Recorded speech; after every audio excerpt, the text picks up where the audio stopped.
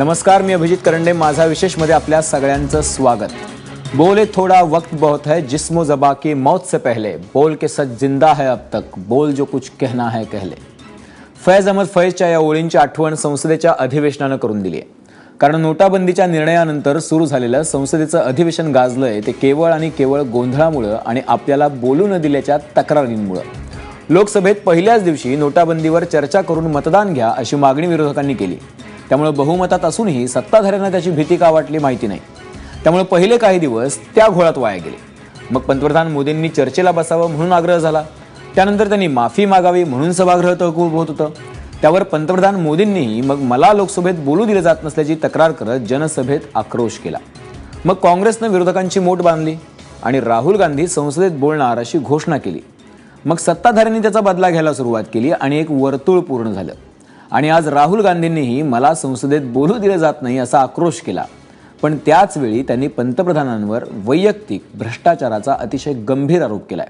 त्यामुळे राहुल गांधींना बोलू दिलं जात नाहीये का, हा प्रश्न आहे. आणि चर्चेसाठी आपल्यासोबत आहेत भाजपचे खासदार किरीट सोमय्या, काँग्रेसचे नेते जनार्दन चांदूरकर, आपच्या प्रीती मेनन शर्मा, सामाजिक कार्यकर्ते विश्वंभर चौधरी आणि राजकीय विश्लेषक अभय देशपांडे आपल्यासोबत आहेत.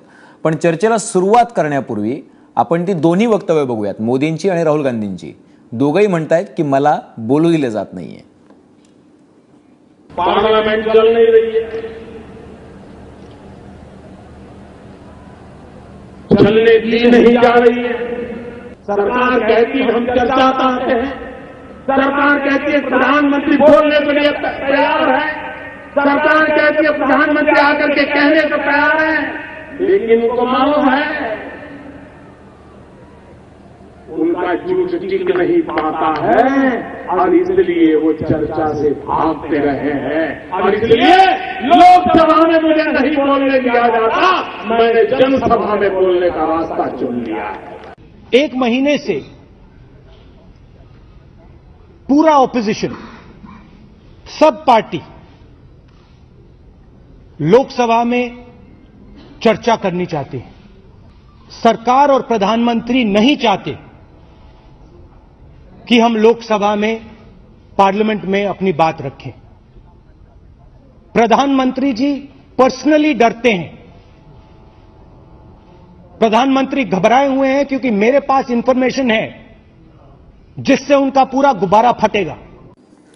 तर ठीक आहे. तर राहुल गांधी म्हणतात की त्यांचा अख्खा फुगा फुटेल अशी माहिती माझ्याकडे, त्यामुळे प्रधानमंत्री घाबरत आहेत, पंतप्रधान घाबरत आहेत. किरीट सोमय्या आहेत आपल्यासोबत भाजपचे. किरीट सोमय्याजी, खरंच पंतप्रधानांच्या बद्दलचा वैयक्तिक काहीतरी भ्रष्टाचाराचा मोठा पुरावा राहुल गांधींकडे आहे, त्याच्यामुळे भाजप घाबरते का चर्चेला?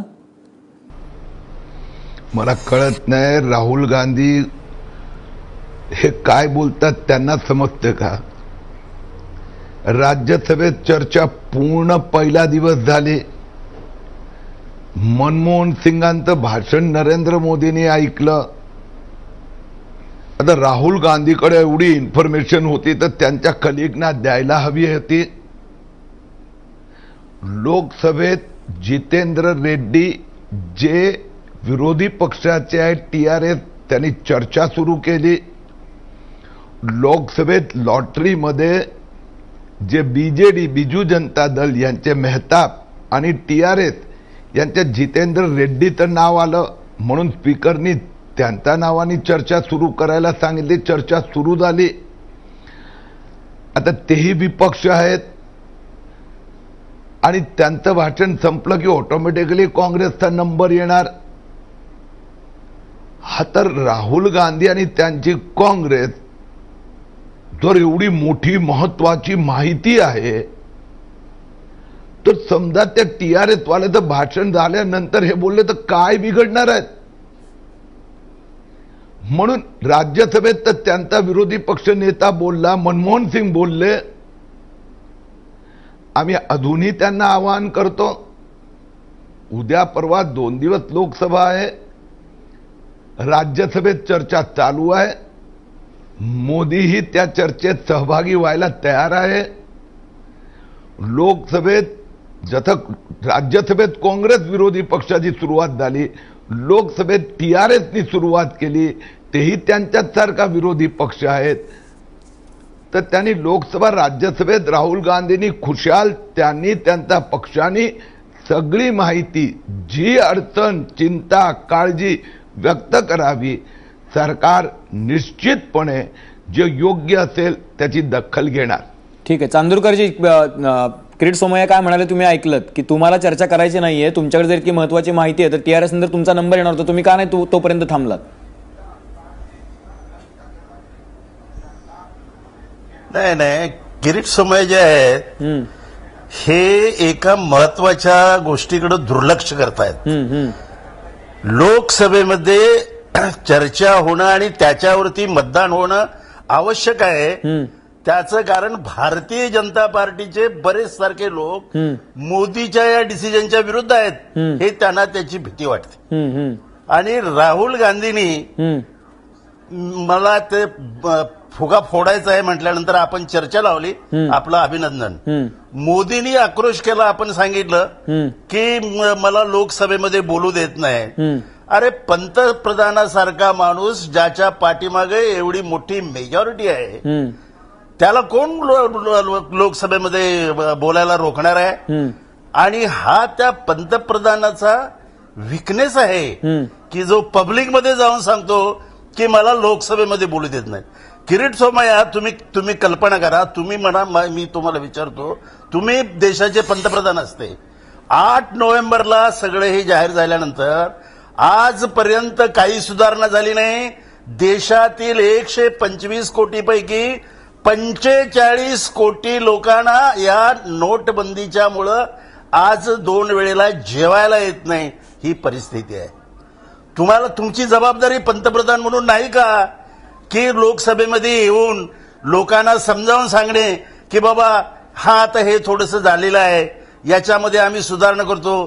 तुम्ही त्या रिझर्व्ह बँकेच्या लोकांना सांगता, तुमच्या अधिकाऱ्यांना सांगता, तुम्ही स्वतः पंतप्रधान म्हणून देशातील लोकांना तुम्ही सांत्वन त्यांचं करायला पाहिजे की नाही? तुमचं काही धाडस होत नाही. त्याचं कारण तुम्ही अत्यंत चुकीचा आणि माथे फिरू डिसिजन घेतला आहे, जो अर्थशास्त्रज्ञांच्या म्हणण्याप्रमाणे माथे फिरू डिसिजन आहे. ठीक आहे. आणि याचा परिणाम हा कमीत कमी नोटा अवेलेबल करण्यासाठी 7 महिने लागतील आणि त्यामुळे मोदींना भीती वाटते आणि म्हणून ते लोकसभेमध्ये येत नाहीत. पण मग राहुल गांधींना का बोलू दिलं जात नाही तुम्हाला असं वाटतं? नाही, राहुल गांधींना बोलू देण्याचा यांचा असा आहे की राहुल गांधींना देखो सगळ्या देशातील लोकांनी राहुल गांधी आणि विशेषतः लोकशाही जिथं आहे तिथं विरोधी पक्षाचा जो नेता असतो तो अतिशय खंबीर असायला पाहिजे. सत्ताधारी पक्षाच्या चिंध्या उडवायला पाहिजेत जर चुकीचा डिसिजन असला तर. आणि त्यामुळं राहुल गांधी सर्वतोपरी त्याच्या मोदींच्यावरती अटॅक करतात. हे देशाची लोकशाही जिवंत ठेवण्याच्या दृष्टीने चांदूरकरजी, देशाची लोकशाही जिवंत ठेवण्याचं काम गेल्या 15 दिवसात पण होऊ शकलं असतं. राहुल गांधींना कुणी रोखलं होतं इतके दिवस बोलायला? त्यांना आता 2 दिवस बोलू दिले जात नाही तर ते असं म्हणतात की माझ्याकडे सनसनाटी काहीतरी आहे. 15 दिवस काय झालं होतं? 15 दिवस त्यांना लोकशाहीची जाणीव नव्हती. जिवंत ठेवण्याचं काम 15 दिवस लोकशाही काय त्यांनी काय लोकशाही झाकून ठेवली होती का 15 दिवस? नो, प्रश्न तो नाही साहेबजी. प्रश्न असा आहे की आज देशामध्ये आर्थिक आणीबाणीसारखी परिस्थिती तयार झालेली आहे. एवढे मोठे स्कॅम्स होत आहेत आणि त्या आता बँकेच्या अधिकारी त्याच्यामध्ये सापडले. पुण्याच्या बँकेमध्ये आता मी हेडलाईन्समध्ये आपल्या ह्याच्यावर बघितलं की कुठले 10 कोटीच्या अमेरिकन बँकेची लॉकर्स तिथं होती आणि त्याच्यामध्ये नव्या नोटा सापडल्या. याला देशात ठीक आहे. मुद्दा असा आहे की मी तुम्हाला विचारतो की 15 दिवस राहुल गांधी का नाहीत बोलले? गेले 15 दिवस सगळा देश तिथंच होता, लोकशाही तिथंच होती, संसद तिथंच होती, गोंधळ चालू होता. त्याचं उत्तर तुमच्याकडे नाहीये. पण दुसरीकडे किरीट सोमय्या, तुम्ही म्हणताय की राहुल गांधींना बोलायला कोणी अडवलेलं नाहीये, पण इथं मोदींची कोंडी केली जाते. मुद्दा असा आहे की जर तुमच्याकडे बहुमत होतं तर तुम्ही पण त्या बहुमताचा विचार करून आपल्या बाजूने जर मतदान होणार आहे, आपल्या बाजूने कौल लागणार आहे तर चर्चा करून मतदान घ्यायला हवं होतं ना. काय प्रॉब्लेम होता? इथं मतदानाचा प्रश्न नाहीये. राज्यसभेत ऑलरेडी चर्चा सुरू झाली, आपणही पाहिली. दुसऱ्या दिवशी मनमोहन सिंगचं भाषण झालं. म्हणजे जर यांना चर्चा करायची असती, मला सांगा सिन्सिअरली, कुठलं मतदान की राज्यसभेत कोणत्या मुद्द्यावर तुम्ही केलं, कुठलं कलम आणि काय, तुम्ही चर्चा चालू केली, पहिला दिवस चर्चा चालवली, नंतर 2-4 दिवस राज्यसभा बंद पाडली, त्यानंतर परत सांगितलं नाही नाही वापस आ जाओ, हम चर्चा सुरू करते, परत चर्चा सुरू केली, मनमोहन सिंगांचं भाषण झालं, मोदींनी ऐकलं, त्यानंतर परत बंद पाडलं. म्हणजे हे आहे काय, याला काय म्हणायचं? लोकसभेत स्पीकरनी निर्णय घेतला, चर्चा सुरू झाली. हो, विरोधी पक्ष आहे ना, टीआरएस काय भारतीय जनता पक्षाचा मित्र पक्ष नाही आहे. मुद्दा असा आहे की ज्या वेळेला ती बिजू मागणी जनता- झाली होती म्हणजे की आता आहे की चर्चा घ्या मुद्दा आणि म्हणजे त्याच्यावर मतदान काँग्रेस म्हणणार घ्या, की तर मीच त्याच्यावरती पण विरोधी सत्ताधारी पक्ष, तयार नव्हते ना मी किरीट म्हणणार सोमय्याजी. सतत संसद आणि त्याच्यामुळे चालवायची. सलग 8 दिवस तर त्यांनी संसद बंद स्पीकरनी पडली, हे पण जाऊन सत्यच आहे. सांगावं.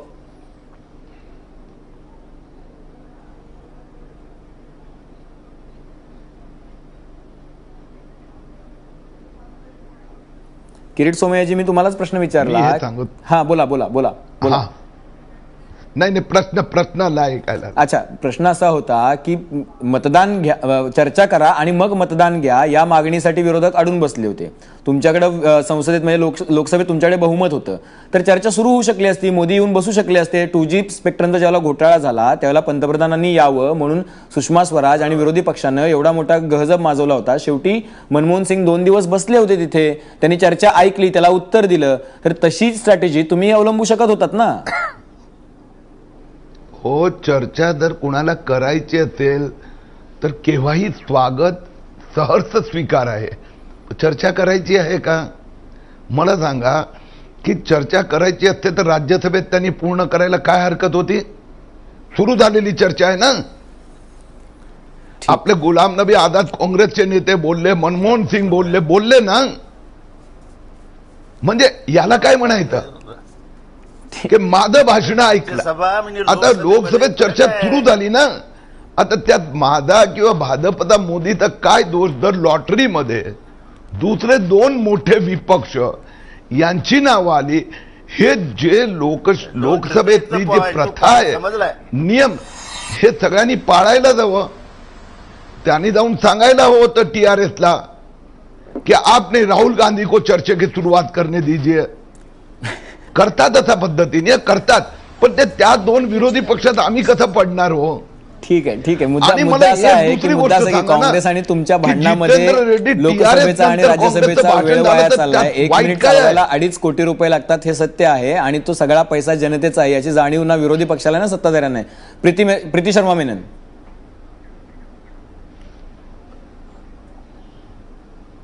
अच्छा, प्रीती शर्मा मेनन यांचे संपर्क तुटलेला. आपल्यासोबत विश्वंभर चौधरी. मुद्दा असा आहे की कुणाला चर्चा करायची नाहीये. म्हणजे पहिल्यांदा राहुल गांधी म्हणजे काँग्रेसनं आणि विरोधकांनी भाजपची कोंडी केली, आता भाजपने आणि सगळ्यांनी मिळून विरोधकांची कोंडी करायचा प्रयत्न चालू आहे. चर्चा कोणालाच करायची नाहीये, कारण सगळा विषय अवघड होऊन बसलेला आहे. देशात मला वाटतं असं पहिल्यांदाच घडतंय की 282 ज्यांच्याकडे बहुमत होते, सत्ताधारी पण म्हणतात आम्हाला बोलू दिलं जात नाही, आणि मुख्य विरोधी पक्ष 44चा तोही म्हणतो की आम्हाला बोलू दिलं जात नाही. फार विचित्र अवस्था आहे. देशात अशी अभूतपूर्व अवस्था कधी आली होती की नाही मला माहित नाही, पण ही खरंच अभूतपूर्व अवस्था आहे, हे नक्की आहे. खरं म्हणजे मुद्दा असा आहे की समजा राहुल गांधी म्हणत असतील तर 44 खासदार आहेत संख्याबळ, आणि म्हणून आपण त्यांना एक बेनिफिट ऑफ डाऊट देऊ शकतो. हा आरोप होऊ शकतो की सरकार आम्हाला बोलू देत नाही, हा विरोधकांनी आरोप केलेला आहे. मला आठवतं इथं की जेटलींनी एकदा असं म्हणलं, तेव्हा सारखं विचारलं गेलं की भारतीय जनता पक्ष सारखे सत्र बंद पडत चाललाय. जेटलींनी असं तेव्हा वकिली थाटात उत्तर दिलं होतं की संसद बंद पाडणं हे सुद्धा एक संसदीय आयुध आहे, आणि म्हणून हुशार माणसं जेव्हा काहीतरी अशी तर्कट वेगवेगळे आपल्या समर्थनार्थ देतात तेव्हा त्याचा पुढे खरं म्हणजे पायंडा पडतो, आणि आता एक्झॅक्टली तो पायंडा आपल्याला दिसतोय. परंतु मोदीजींनी म्हणणं क्षम्य नाहीये की मला बोलू दिलं जात नाही, कारण 282चं बहुमत आहे, ते सभागृहाचे नेते आहेत. आणि जर पंतप्रधानांना बोलू दिलं जात नसेल तर मग देश अराजकाकडे असं आपल्याला म्हणलं पाहिजे.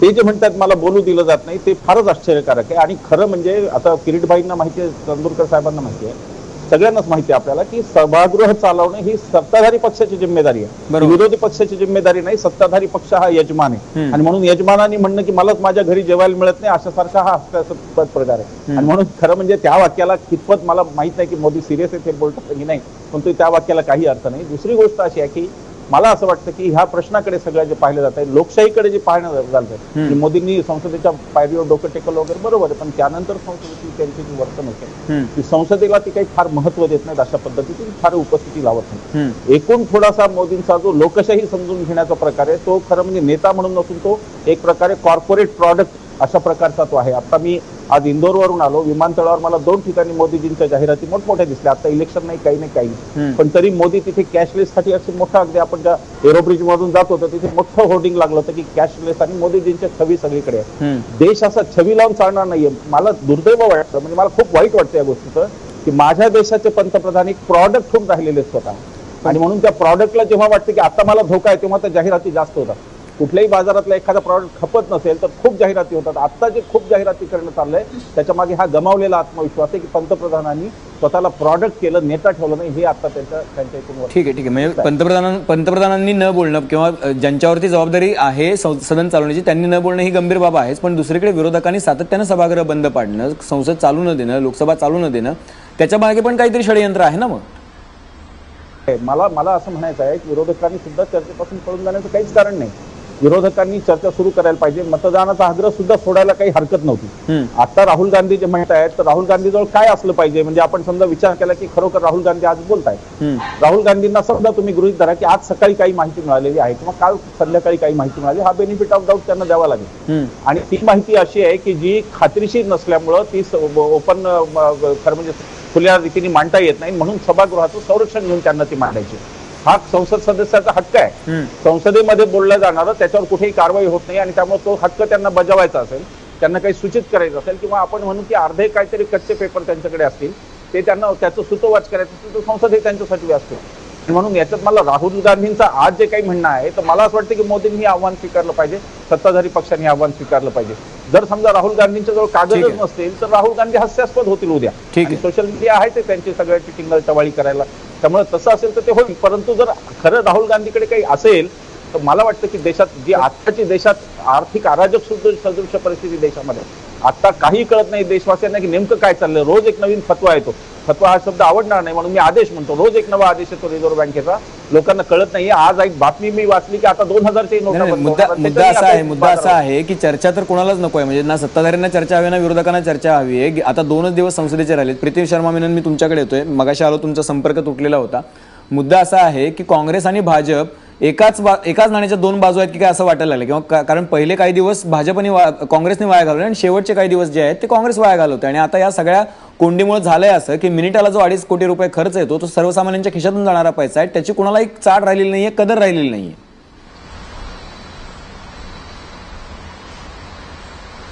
नाही, ऍब्सोल्युटली दोन्ही सदनमध्ये जशी कारवाई थांबलेली गेलेली आहे, या सेशनमध्ये, आधीच्या सेशनमध्ये काहीच काम करतच नाही, भांडण करून दोघी बाहेर येतात. दोघी पक्षांना आपली जबाबदारी देश चालवण्याची आहेच नाही. पण एक महत्वाचा मुद्दा दुसरा आहे. राहुल गांधींनी हे म्हटलंय की त्यांच्याकडे पुरावे आहे की खूप मोठा भ्रष्टाचार झाला आहे, आणि ते पुरावे असे आहे की देशाला खूप धक्का बसणार. जर कोणत्याही नागरिककडे असं पुरावा असेल की खूप मोठा घोटाळा झालाय, स्कॅम झालाय, करप्शन झालाय, तर त्याची नैतिक जबाबदारी आहे की ते पुरावे ते पुढे घेऊन सगळ्या लोकांना द्यावे. राहुल गांधी चुप क्यों बैठे हैं? वो अपने प्रूफ को लेके प्रेस कॉन्फ्रेंस करें, वो अपने प्रूफ को लेके सीबीआई या एसीबी या जहां उनको ठीक लगे वहां जाके एफआईआर क्यों नहीं दर्ज करवाते? राहुल गांधी इतने बड़े पार्टी के लीडर होने के बावजूद, लीडर ऑफ ऑपोजिशन होने के बावजूद, उनके पास किसी स्कैम का पूरा डिटेल है, पुरावे हैं, लेकिन वो उसको बाहर नहीं लेके आ रहे हैं. इसके पीछे क्या राज हो सकता है? बीजेपी और कांग्रेस का दोनों का हमेशा सेम ही है. कांग्रेस बीजेपी के स्कैम्स को छुपाता है और बीजेपी कांग्रेस के, इन दोनों में साठगांठ है. सदन में ड्रामा करते हैं और पीछे इनकी दोस्ती है कि एक दूसरे के खिलाफ कोई भी स्कैम असली में बाहर आने नहीं देंगे, बस उसके बारे में बात करते हैं. आज देश को बहुत जरूरत है की राहुल गांधीचे पुरावे त्यांनी सगळ्या लोकांच्या समोर ठेवावे. हे मोठा घोटाळा काय आहे सगळ्यांना नीट सांगावं, आणि बीजेपीची नैतिक जबाबदारी आहे की त्यांना सदनमध्ये बोलण्याची त्यांनी परवानगी द्यावी. जर नाही दिली तर राहुल गांधींनी प्रेस कॉन्फरन्स करून सगळ्यांसमोर घ्यावी, हे सगळे डिटेल्स बाहेर काढावे, हे खूप गरजेचं आहे. ठीक आहे, म्हणजे सगळे डिटेल्स आपण खरं तर आपण चांदूरकरांना याच्यावरती विचारायचं आहे, पण मला थोड्या वेळासाठी अभय देशपांडेंकडे जायचं. अभय देशपांडे, तुम्ही बरीच वर्ष झाला हा सगळा कारभार बघताय. आपण भाजप ज्याला विरोधी पक्षात होती त्याही वेळेला 3 सदनं अशीच वाया गेली होती. आता काँग्रेस आलेली आहे. अशा पद्धतीने सदनाचं कामकाज वाया जाणं ही काही नवीन गोष्ट राहिलेली नाहीये. पण आता राहुल गांधी म्हणतात की त्यांनी थेट पंतप्रधानांवर गंभीर आरोप केला की त्यांच्या वैयक्तिक भ्रष्टाचाराचे पुरावे त्यांच्याकडे आहेत, त्यामुळे त्यांना संसदेत बोलू दिले जात नाहीये. मग राहुल गांधींना जर संसदेत बोलू दिलं जात नसेल तर जसं प्रीती शर्मा मेनन म्हटलं, तर त्यांनी बाहेरच्या प्लॅटफॉर्मवरती येऊन तिथं सगळ्या देशासमोर हे पुरावे मांडायला हवेत. निश्चितच.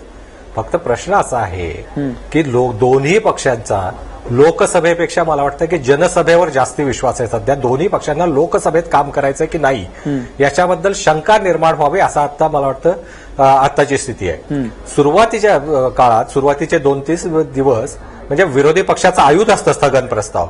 तो स्थगन प्रस्ताव मागणी करणं, त्याच्यासाठी आक्रमक होणं ते निश्चितच बरोबर आहे, त्यात चूक नाहीये. पण आग्रह आणि दुराग्रह याच्यामधला जो फरक आहे तो कुठेतरी केला पाहिजे. जसं सत्ताधारी पक्षाची सभागृह चालवण्याची जबाबदारी असते तसं संसदेच्या व्यासपीठाचा जास्तीत जास्त वापर करून सरकारवर अंकुश ठेवण्याची जबाबदारी विरोधी पक्षावरही असते. आता विरोधी पक्षाची मागणी होती की 56 प्रमाणे, नियम 56 प्रमाणे तुम्ही चर्चा घ्या आणि कारण त्याच्यावर मतदान होतं. आज सगळ्यांना माहिती आहे आपल्याला की भाजपचं स्वतःचं बहुमत आहे, त्यांच्याकडे त्याच्या व्यतिरिक्त जे रालोआमधले पक्ष आहेत त्यांचं बहुमत आहे. त्याच्यामुळे मतदान झालं असतं तरी काही फार फरक पडणार नव्हता. फार तर काय झालं असतं की बाहेर विरोध करणारे काही पक्ष आहेत ते संसदेत काय भूमिका घेतात ते एक्सपोज झाले असते, पण त्यांची पण संख्या नगण्य. अशा परिस्थितीमध्ये त्यांनी दिलेली 193 खाली ज्यावेळेस भाजप चर्चा करायला तयार होतं त्यावेळेस ही स्थिती लोकसभेत मांडणे, जे की आज काँग्रेसचे नेते देशभर फिरून जे पत्रकार परिषदा घेऊन सांगतायत ते संसदेच्या व्यासपीठावर मांडता आलं असतं. परंतु ते करायचं नाही आणि दोन्ही पक्षांनी मला वाटतं की म्हणजे पहिले 4 दिवस यांनी चालू द्यायचं नाही, पुढचे 4 दिवस सत्ताधाऱ्यांना नकोय, दोघांनाही चर्चा नकोय आणि ते चर्चा करून लोक बाहेर जाऊन भाषणं करायची जिथे प्रश्न विचारायला तुम्हाला कोणी नसतं. वन वे कम्युनिकेशन हेच मला वाटतं की माध्यम बरं सोयीचं अशा पद्धतीने त्यांनी निवड केलेली आहे. आणि ज्यावेळेस पॉलिटिक्स पॉलिसीच्या पुढे जातं त्यावेळेस पॉलिसीवर चर्चाच होत नाही, पॉलिटिक्सच जास्त येणार. मला वाटतं की तो ह्या मूळ आजचा जो पेच आहे. आणि मागच्या 2Gचं उदाहरण देताय तुम्ही, 2Gच्या वेळेसचा प्रश्न वेगळा होता. त्यावेळेस विरोधी पक्षाची मागणी जॉईंट पार्लमेंटरी कमिटीकडून याची चौकशी करावी होती. त्या चौकशीच्या मागणीसाठी ते बंद होतं. ती चर्चा कोणत्या नियमाखाली घ्यावी याच्यावर ते बंद नव्हतं. म्हणून मला वाटतं की असं कंपॅरिझन करण्यापेक्षा आज जसं विरोधी पक्षांनी त्या संसदेच्या व्यासपीठाचा आज त्यांची संख्या नगण्य असली तरी तिथे सरकारला अतिशय महत्वाचा मुद्दा अभय देशपांडेंनी मांडलेला आहे की कुणालाच प्रश्न विचारलेले नको आहेत. म्हणजे जनसभेमध्ये साधं सोपं आहे, जनसभेमध्ये जायचं, स्टेजवरती जायचं, भाषण करायचं, तिथं तुम्हाला कोणीही प्रश्न विचारत नाही आणि लोकसभेमध्ये ते विचारले जातात आणि त्या प्रश्नांना उत्तर देणं हे बांधील असतं. त्याच्यामुळे प्रश्न का नको आहेत या विषयावरती आपण ब्रेक नंतर चर्चा करणार आहोत. कुठेही जाऊ नका, तुम्ही पाहत राहा एबीपी माझा.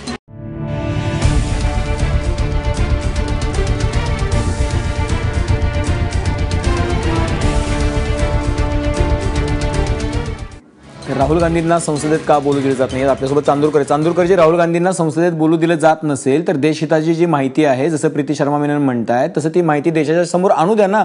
वेगवेगळे प्लॅटफॉर्म्स आहेत, त्यांना सीबीआयकडे जाऊ द्या, प्रेस कॉन्फरन्स घेऊ द्या, एसीबीकडे जाऊ द्या. का आपल्या यातल्या कुठल्याही आयुधावर विश्वास राहिलेला नाही आता?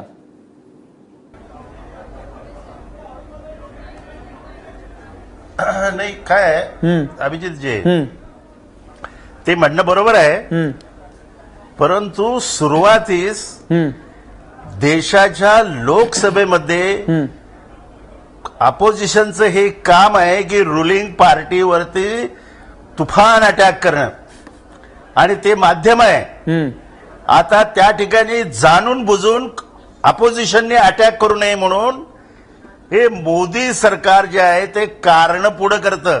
पण माझं म्हणणं तेच आहे ना चांदूरकरजी, तुफान अटॅक करण्यासाठी नाही, तुफान अटॅक करण्यासाठी जे दिवस होते पहिले 15 दिवस ते तुम्ही वाया का घालवले? तर आम्हाला पब्लिकमध्ये आम्ही बोलतोय ते नाही आम्हाला ते बोलू देत नाही. त्याचं कारण असं आहे की हा अटॅक लोकसभेमध्ये आला तर त्यांना पचत नाही, म्हणून आम्ही अटॅक जरी लोकसभेत नसेल तर बाहेर करतोच. परंतु त्या अटॅकची उत्तरं, बाहेर केलेल्या अटॅकची उत्तरं मोदी बाहेर पण देत नाहीत. नाही चांदूरकरजी एक सेकंद, चांदूरकरजी मगाशी सांगितल्याप्रमाणे देशातील 45 कोटी लोकांना जेवायला मिळत नाही. चांदूरकरजी एक सेकंद द्या. जबाबदारी नाही की चांदूरकरजी आम्ही सुधारणा करणार आहोत, हे डे टू डे त्यांनी लोकसभेत येऊन सांगायला पाहिजे. चांदूरकरजी मुद्दा असा आहे की इतकी गंभीर आणि इतका गंभीर आरोप ज्या वेळेला राहुल गांधी करतात की माझ्याकडे पंतप्रधानांनी केलेल्या वैयक्तिक भ्रष्टाचाराचे पुरावे आहेत, हा साधा सुद्धा आरोप नाहीये. 125 कोटी जनतेच्या पंतप्रधानावर केलेला आरोप आहे. तर इतका गंभीर आरोप केल्यानंतर ते पुरावे घेऊन राहुल गांधी आता काय स्वतःकडे घरी बसणार आहेत का? त्यांनी ते पुरावे लोकांसमोर, जनतेसमोर, कुठल्या तरी एजन्सी समोर द्यायला नकोत का? नाही ते 100% देतील, परंतु राहुल गांधी सारख्या नेत्यानं किंवा अपोजिशनच्या नेत्यानं पंतप्रधानाप्रती अशा पद्धतीचा अशा परिस्थितीमध्ये आरोप केलाच पाहिजे. तो खरा आहे किंवा खोटा आहे ते एजन्सी नंतर तपासून पाहतील, परंतु एवढ्या सिरियस परिस्थितीमध्ये देशामध्ये आर्थिक आणीबाणीसारखी परिस्थिती आहे. काय अपोजिशननं लोकशाहीमध्ये हातावर हात चोळत बसायचं आहे काय? यांनी रोज लोकसभेमध्ये येऊन सांगितलं पाहिजे की बाबा आता 2,000 देतो तो 5,000 करेन, 24,000 देतो तो 50,000 करेन. या काळ्या पैशाचा अरे 86% नोटा तुम्ही चलनातून केल्यानंतर लोकांना काय मिळणार आहे त्याच्यामध्ये? ठीक आहे चांदूरकरजी, मुद्दा लक्षात आलेला आहे. तुम्हाला म्हणायचं की अपोजिशनचं काम आहे अटॅक करणं, त्यांनी आरोप केला पाहिजे. आरोप खरा आहे का खोटा आहे ते नंतर एजन्सीज तपासतील, हरकत नाहीये. काम आहे ते. ठीक आहे मान्य. लोकशाही तो तुमचा अधिकार आहे आणि तो मान्य आहे, अगदीच मान्य आहे. त्यांना लोकसभेमध्ये उत्तर पण द्यावं लागेल, नक्की द्यावं लागेल चांदूरकरजी. तो तुमचा अधिकार आहे अपोजिशनचा आणि तो मान्य, हरकत नाही. किरीट सोमय्याजी, मुद्दा असा आहे की इतका गंभीर आरोप राहुल गांधींनी केलेला आहे, बाहेर येऊन सदनात म्हणून बोलू दिलं जात नाही. आता जर पंतप्रधानांनी काही केलेलं नसेल, पंतप्रधान क्लीन असतील, तर किमान लोकांसमोर राहुल गांधीचा जरी फुगा फुटू द्या ना, मग तुम्ही त्यांना संसदेत बोलू द्यात. राहुल गांधीचा नेहमीच आम्ही सत्कार करतो. उद्या पण त्यांनी येऊन संसदेचे जे नीती नियम आहे आणि लोकसभेचा अध्यक्षा सुमित्रा महाजन, राज्यसभेत जर त्यांच्या पक्षातर्फे तर चर्चा सुरूच आहेत. त्यांचे अनेक नेत्यांची भाषणं झाली. राहुल गांधीकडे काही नवीन माहिती आली असेल तर त्यांनी राज्यसभेना नेत्यांना द्यावी. आमचा काही त्रुटी असेल त्या संबंधी त्यांनी ध्यान आकर्षित केलं तर निश्चितपणे आम्हाला त्याप्रमाणे अपोजिशनने वागावं असं म्हणताय काय? राहिली जसं सांगावं तसं अपोजिशनने वागायचं काय? राहिली बात पंतप्रधानाचा भ्रष्टाचार संबंधीची, फक्त किरीट सोमय्या नाही, भाजप नाही, देशाला नरेंद्र मोदी बद्दल अभिमान आहेत. राहुलने बाहेर राहणार ते जसं असं थाटात येऊन सांगायचं मेरे पास ऐसी जानकारी आहे, तर माय बाप बोलला उद्या संसदेत बोलायचं तर संसदेत मान, मग तेच तर बाहेर बोलायचं तर बाहेर मांडा. नाही तेच तर मुद्दा आहे किरीट सोमय्याजी. तर ती संधी तुम्ही त्यांना देणार आहात का उद्या राहुल गांधींना? लोकसभेपासून दूर मला राहतात. एक कळत नाही भाऊ की संधी म्हणजे काय? त्यांना संसदेचं व्यासपीठ पाहिजे. आता व्यासपीठ त्याला मिळणारच आहे, मिळालेलंच आहे. मग नको पाहिजे? त्यांना खरंच बोलायचं आहे का संसदेत, की खाली अशा प्रकारचं स्टंट करायचं आहे? ऑटोमॅटिकली चर्चा सुरू झालेली आहे. जितेंद्र रेड्डींनी चर्चा सुरू केलेली आहे. त्याच्यानंतर 7.5 मिनिटानंतर राहुल गांधीचा नंबर येणार. पण तुम्हाला उत्तर द्यायचं आहे का? कोणाकडे एवढे मोठे डॉक्युमेंट महत्वाचे असले ना तर ते 7.5 मिनिटं कोणी वाट पाहायला तयार होणार. पण यांच्याकडे काहीच नाही आहे, नुसतीच स्टंटबाजी करायची आहे. ठीक आहे, 7.5 मिनिटं का थांबले नाही चांदूरकरजी? इतकी महत्वाची, इतकी गंभीर, इतकी स्फोटक माहिती आहे, राहुल गांधी 7.5 मिनिट का थांबू शकले नाही? कोण करते आता समजते.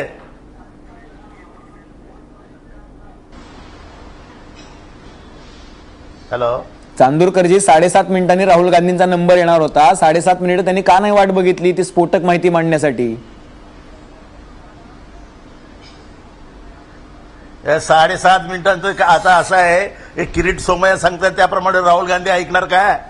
अरे he is the leader of the opposition आहे, एका मोठ्या पक्षाचा नेता आहे आणि पंतप्रधानांच्यावरती अटॅक करणे हे त्यांचं कामच आहे आणि त्याच्याशिवाय ते चालणारच नाही.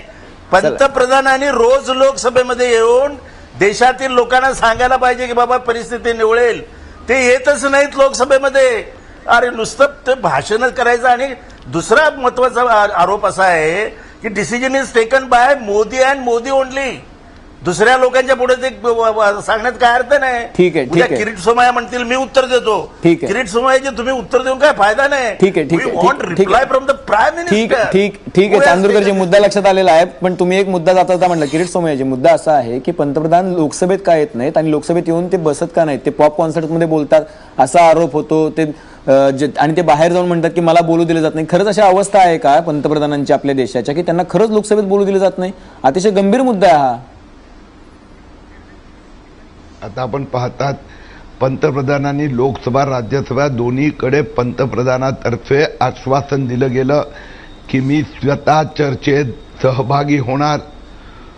आणि गेली 15-20 दिवस आपण पाहतात की 11 वाजता संसद सुरू झाली, प्रश्नोत्तर पण चालू देत नाही, लगेच काँग्रेसचे लोक वेलमध्ये येतात, घोषणा करतात आणि कामकाज बंद पाडतात. 20 दिवस प्रधानमंत्री नव्हते. म्हणजे यांची यावेळीची स्ट्रॅटेजी अशी आहे कि आपल्याला संसदेचं काम चालू द्यायचं नाही आणि असं म्हणायचं मैं ये आरोप करने वाला था, मैं वो पुरावे देने वाला था, मैं वो पुरावे देने वाला था. असा प्रकारचा भ्रम तयार करणं. आता त्यांच्या स्वतःचा गेल्या निवडणुकीत भ्रमनिराश झाल्यानंतरही जर असा भ्रमात राहत असेल ठीक आहे, तर आपलं दुर्दैव आहे. ठीक आहे. आपल्याकडे शेवटची काही मिनिटं राहिलेली आहे. शेवटच्या 1 मिनिटात मला खरं तर प्रीती शर्मा मेननकडे जायचं. प्रीती शर्माचा मुद्दा असा आहे की याचा द एंड कसा होणार होता, याचा काही लॉजिकल एंड आहे का? फार प्रक्षुब्ध आहे. नाही, लॉजिक म्हणजे बीजेपीच्या सरकारमध्ये सगळं लॉजिक गेला खड्ड्यात. पंतप्रधान स्वतः म्हणतात कि त्यांना लोकसभात बोलू देत नहीं. म्हणजे पंतप्रधान को खुद अगर वहां पे बोलने का मौका नहीं मिलता तो क्या फायदा उनके 56 इंच का, क्या फायदा इतनी पूर्ण बहुमत का? तो मतलब बीजेपी को तो सरकार चलानी आती ही नहीं. अगर वो लोकसभा नहीं चला सकते, अगर वो राज्यसभा नहीं चला सकते, अगर वो वहां बोल नहीं सकते, अगर वहां लीडर ऑफ ऑपोजिशन बोल नहीं सकता, तो बीजेपी क्या देश के साथ मजाक कर रही है? और सब लोग बोलते हैं कि पंतप्रधान पे आज एक पर्सनल अटैक किया है राहुल गांधी ने, लेकिन ये जो पिछले 2 महीने से 1.5 महीने से देश में हो रहा है, ये सिर्फ नरेंद्र मोदी का पर्सनल काम है. त्यांनी स्वतः येऊन 8 नोव्हेंबरला येऊन सांगितलं की नोट साफ झाले. त्यांनी स्वतः रिस्पॉन्सिबिलिटी घेतली. आता प्रश्न सुद्धा त्यांनाच विचारणार. आणि सगळं हे 8 लाख करोडचं जे घोटाळा आहे, जे बँकाचे एनपीएस आहे, जे माफ करतील आता बीजेपी, त्यांनी आधीच विजय माल्याचे 1000 कोटी रुपये माफ केले आहे आणि ते परत करतील, सगळ्या लोकांचे करतील. ते अडाणीचे, अंबानीचे, सगळ्यांचे जे एनपीएस आहे ते आता माफ करून सोडणार, कारण आमचा पैसा आता बँकेत जमा आहे. तर हे मोठं स्कॅम आहे आणि हे चर्चा लोकसभात व्हावी, पर लोकसभा में तो बीजेपी किसी को काम ही नहीं करने देती. ना बीजेपी करने देती है, ना कांग्रेस करने देती है. इन दोनों की मिलीभगत है. ठीक आहे. काँग्रेस आणि भाजप या दोघांची मिलीभगत आहे आणि यामुळे सगळं लोकसभेचं आणि राज्यसभेचं कामकाज ठप्प झालेलं असा आरोप म्हणजे आपकडून होतोय. आणि आपण गेली 15 दिवस झालं बघतो आहोत की लोकसभेचं कामकाज, राज्यसभेचं कामकाज हे तहकूब होतोय, सातत्यानं गोंधळ घातला जातोय. 1 मिनिट जर लोकसभा चालवायची असेल, संसदेचं काम चालत असेल तर 2.5 कोटी रुपये खर्च होतात आणि हा सगळा पैसा जनतेच्या खिशातून जातो. या पैशातून खरं तर तिथं प्रश्न उपस्थित करणं, त्याची उत्तरं मिळणं अपेक्षित असतं. कदाचित पंतप्रधान आले असते, ते बोलले असते तर लोकांना अनेक प्रश्नांची उत्तरं मिळाली असती. पण पंतप्रधान ज्यावेळेला म्हणतात की मला बोलू दिलं जात नाही, त्यावेळेला ती गंभीर बाब होते. आणि ज्या वेळेला राहुल गांधी म्हणतात की मला बोलू दिलं जात नाही, ज्याला देशातले 2 मोठे नेते, एक सत्ताधारी आणि एक विरोधक, ज्याला संसदेत आपल्याला बोलू दिलं जात नाही अशी तक्रार करायला लागतात, त्यावेळेला गोष्ट गंभीर पण तितकीच काही वेळेला हास्यास्पद सुद्धा बनून जाते. त्यामुळं सत्ताधारी आणि विरोधक जनतेचा कधीतरी थोडाफार विचार करतील, एकमेकांची कोंडी करण्यापासून थोडाफार विचार करतील अशी आशा करूयात. या चर्चेसाठी आपल्या सगळ्या मान्यवरांनी वेळ दिला त्याबद्दल धन्यवाद. तुम्ही पाहत राहा एबीपी माझा.